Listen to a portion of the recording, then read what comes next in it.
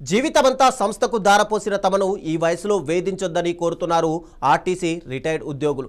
60 ఏండ్లు దాటి అనారోగ్యాలు, ఆర్థిక ఇబ్బందులు పడుతున్న తమ గోస ప్రభుత్వానికి ముడుతుందని శాపనార్థాలు పెట్టారు. రిటైర్ అయి ఏండ్లు గడుస్తున్నా చెప్పులు అరిగేలా ఆఫీసుల చుట్టూ తిరుగుతున్నా కనికరించడం లేదని ఆవేదన వ్యక్తం చేస్తున్నారు. తాము ఇతరుల సొమ్ము అడగడం లేదని, తమకు రావాల్సిన రిటైర్మెంట్ బెనిఫిట్స్ ఇవ్వాలంటూ ఉన్న ఆర్టీసీ రిటైర్డ్ ఉద్యోగులతో మా ప్రతినిధి రమేష్ ఫేస్ టు ఫేస్.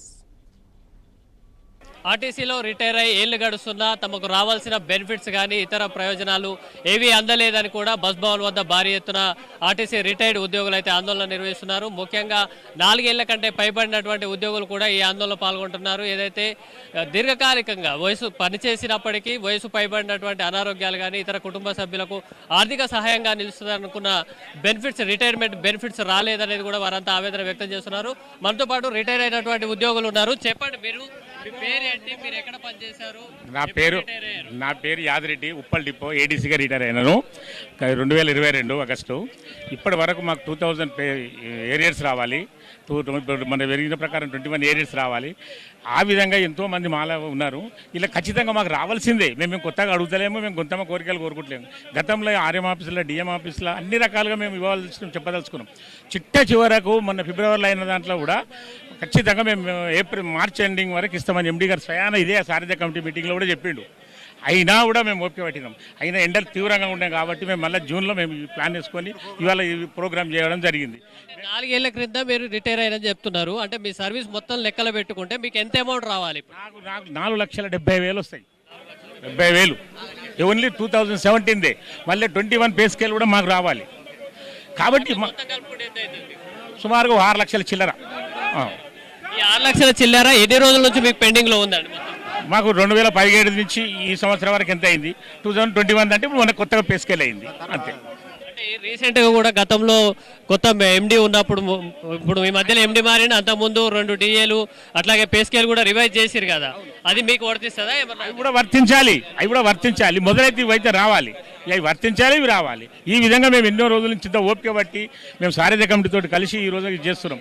మేము ఎన్నిసార్లు చెప్పినా మా మాట వినడం లేదు, చేయడం లేదు. మేము ప్రభుత్వాన్ని కూడా గెలిపించడం కూడా మేము ఆర్టీసీ వాళ్ళని చేసేటనే గెలిచింది. మేము అన్ని సంఘాలను మద్దతు చేసుకొని అన్ని రకాలుగా మేము ప్రభుత్వాన్ని ఈరోజు మేము ప్రభుత్వాన్ని మీ మీడియా ద్వారా చెప్పేది ఒకటే, మాకు డబ్బులు ఇవ్వండి, డబ్బులు మాకు ఇవ్వండి. మాకు ₹1 ఎక్కువ అవసరం లేదు, మాకు రావాల్సినవి ఇవ్వండి. అంతకంటే మేము ఎవరైనా ఏమైనా ఎంజాయ్ చేసుకోరండి, మాకు అవసరం లేదు. మాకు రావాల్సిన డబ్బులే ఇవ్వండి. ఇవాళ ఏజ్ పెరుగుతుంది, కొంచెం చాలామంది చనిపోవడం కూడా జరిపోయారు. చాలామంది చనిపోయారు. ఇవాళ చనిపోయినాక వస్తాయి, ఇక బతుకుండగా రానప్పుడు మా కోసం పిల్లలు ఎంతోమంది ఆరోగ్యం పరిస్థితులు, ఒక్కొక్క ఇంటికి ఒక్కొక్క పరిస్థితి ఉంటుంది, ఎంతో పరిస్థితి, ఆర్థిక పరిస్థితి. మళ్ళీ మీరు చెప్పండి, మీకు ఎట్లాంటి ఇబ్బందులు వస్తున్నాయి? ఇట్లా ఎంతమంది ఇట్లాంటి ఏటీసీ కానీ ఆర్టీసీ డ్రైవర్లు కానీ? షుగర్ పేషెంట్ సార్, నేను హెల్త్ పరంగా నేను 19 జూలై రిటైర్మెంట్ అయినా దిర్శా డిపో ఏడీసీగా. ఎదురు చూస్తున్నాం పైసల కోసము. అవి వస్తాయన్న ఖర్చులకు, ఫ్యామిలీ ఖర్చులకు ఇట్లా పనికి వస్తుందని రేవంత్ రెడ్డి గారిని వేడుకుంటున్నాం. ట్రాన్స్పోర్ట్ మినిస్టర్ని పొన్న ప్రభాకర్ గారిని వేడుకుంటున్నాం. ఎండీ గారిని వేడుకుంటున్నాం. భట్టి విక్రమార్ గారిని కూడా వేడుకుంటున్నాం. దయచేసి మా 75 నాకు 65 ఇయర్స్ నాకు దయచేసి మా కోరికలు, డిమాండ్స్ మన్నించమని చేతులెచ్చి జోడించి నమస్కారం చేస్తున్నాం. మీ మీడియా ద్వారా తెలియపరచండి. మీరు ఎక్కడి నుంచి వచ్చారు? మీరు ఏ పోస్ట్లో రిటైర్ అయ్యారు? అసలు మీ వయసు ఎంత? ఇబ్బంది ఏమి?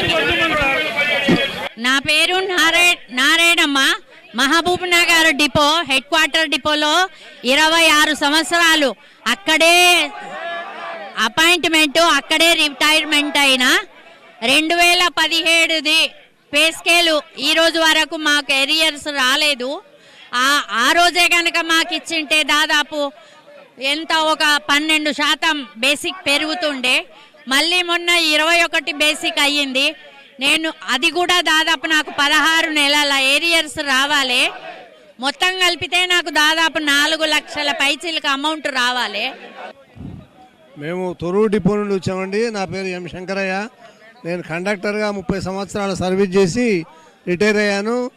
రిటైర్ అయిన తర్వాత సుఖ సంతోషాలతో పిల్లలతో గడుపుదామనే ఆలోచనలో ఉంటే ప్రభుత్వం కార్పొరేషన్ అయితేంది, ప్రభుత్వం నిర్లక్ష్య వైఖరి అయితేంది, వాళ్ళు మాకు రావాల్సిన డబ్బులు, మేము చేసిన కష్టపడే సొమ్మును చెల్లించకపోగా మీదికెళ్ళి ఆఫీసర్ చుట్టూ తిప్పుతూ ఉన్నారు.